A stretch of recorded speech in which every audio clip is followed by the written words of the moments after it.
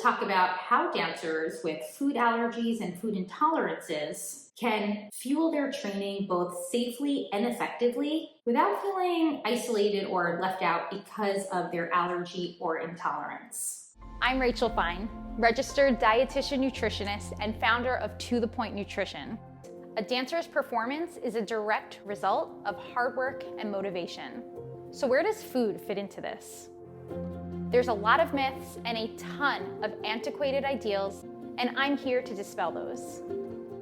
Hi dancers, welcome back to Nutrition for Dancers with me, Rachel Fine, registered dietitian nutritionist. If you're navigating a food allergy or an intolerance, I see you. I know how challenging it can be to feel like, how do I stay nourished? Especially while managing a full dance schedule. Classes, rehearsals, performances, and of course life outside of dance. Today's discussion is focusing on exactly this. I want to talk about how dancers with food allergies and food intolerances can understand the differences, avoid unnecessary restrictions, and even those that might spiral into disordered eating, fuel their training both safely and effectively, stay prepared at home, at school, and in the dance studio or theater, and of course, still enjoy food without feeling isolated or left out because of their allergy or intolerance. Now, before I dive in, don't forget to hit subscribe so you're first to know when I share new content.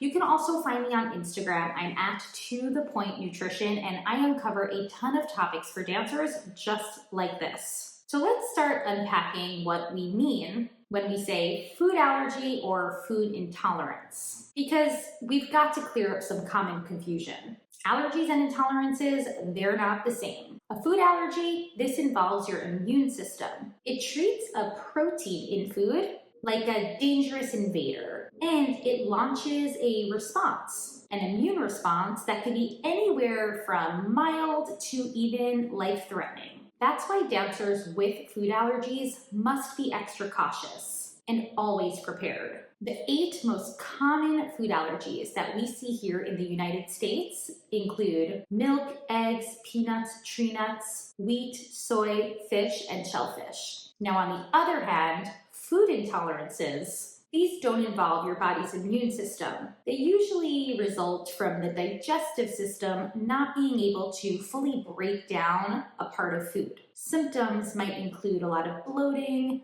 gas, or general stomach discomfort. It's important to decipher the differences here because food intolerances, they're not life-threatening like food allergies can be. What are some common examples of intolerances? Well, lactose intolerance, gluten intolerance, this is different, by the way, than celiac disease, and also what we call FODMAP sensitivity. Now, both allergies and intolerances are totally valid, but how we approach them, both from a mindset perspective and a nutritional perspective, this differs.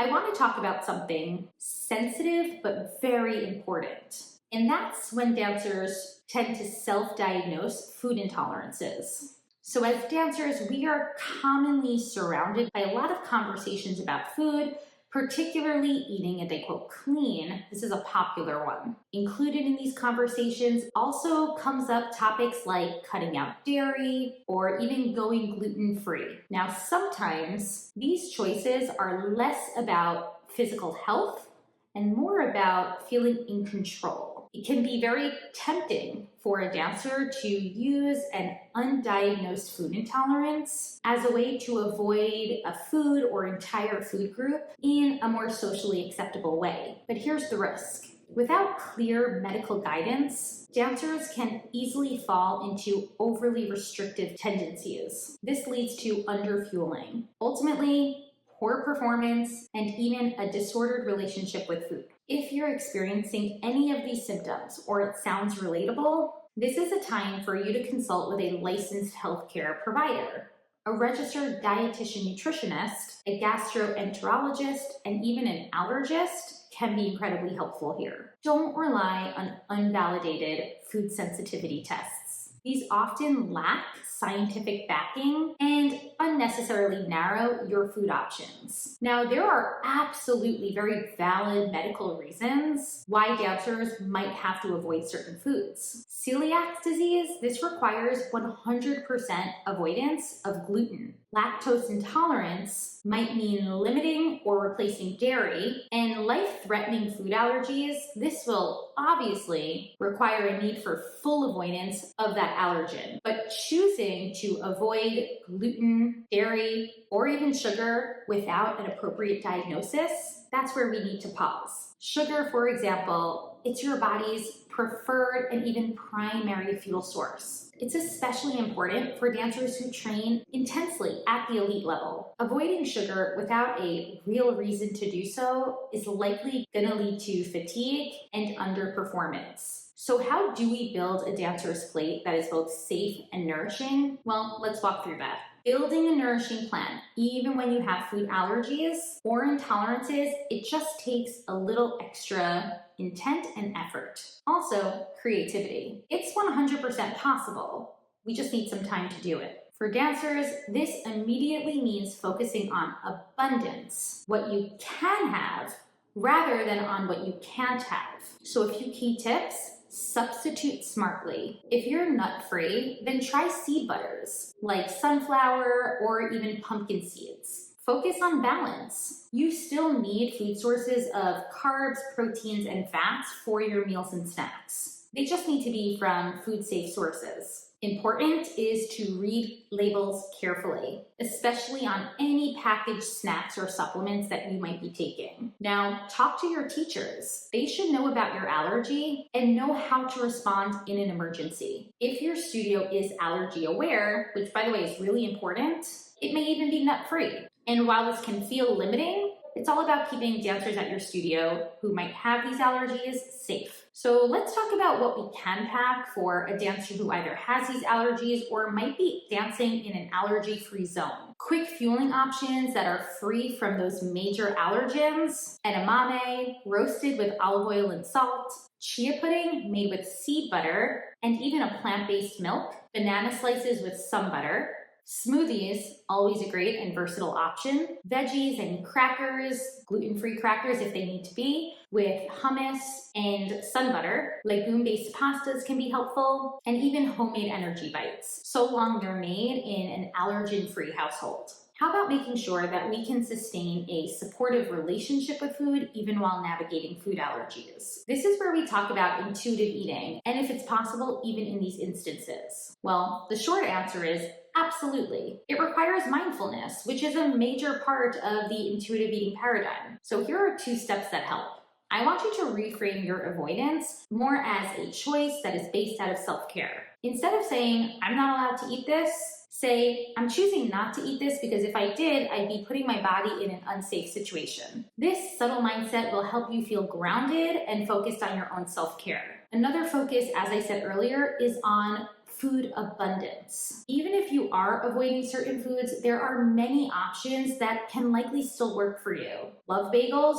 Try them gluten-free. Love ice cream? There's plenty of coconut-based options out there. Miss those nutty treats? Explore some seed-based alternatives. Yes, there might be moments where you do feel a bit isolated because of your allergy or intolerance, especially at things like social events or cast parties or holidays. But planning ahead, and if needed, bringing your own treats can help you feel a bit more included and empowered. Now, I just want to set a disclaimer here. My suggestions are really for those of you who have been medically diagnosed with a food allergy or a food intolerance. As I said earlier, we really want to be wary around self-diagnosing because that can be a clear-cut entry point to unnecessary food restrictions. So if you have been medically diagnosed with a food allergy, you need to be prepared. Here are a few must-haves for your allergy toolkit: an EpiPen or whatever has been prescribed to you in order to safely navigate the potential for exposure, a medical ID bracelet or necklace,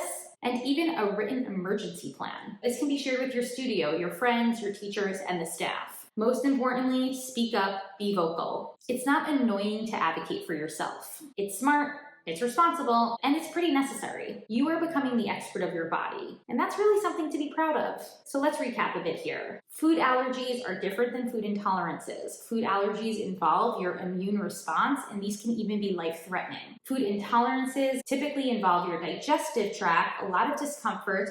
They're not life-threatening. Don't self-diagnose. Work with licensed professionals to help you navigate either of these. Always avoid unnecessary restriction, especially if it's stemming from food fears or even diet culture messaging. Building a supportive relationship with food is still possible even when you are navigating restrictions from a food allergy or intolerance. It just might take some extra planning ahead to ensure that you are prioritizing your body's self-care. And of course, always be prepared and vocal with what you might need to make sure you're staying safe. Now, if you're looking for allergy-friendly recipes and ideas, or even a downloadable guide to help feel more confident, I'm sharing a bunch of helpful resources from my favorite allergy experts. But all of these resources, they're on my blog. So I'm gonna share a link in the show notes, and I highly encourage you to take advantage of it.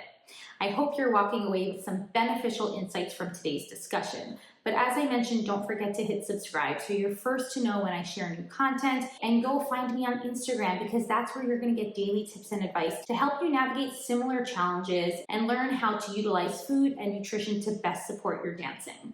Until next time, I'll talk to you soon.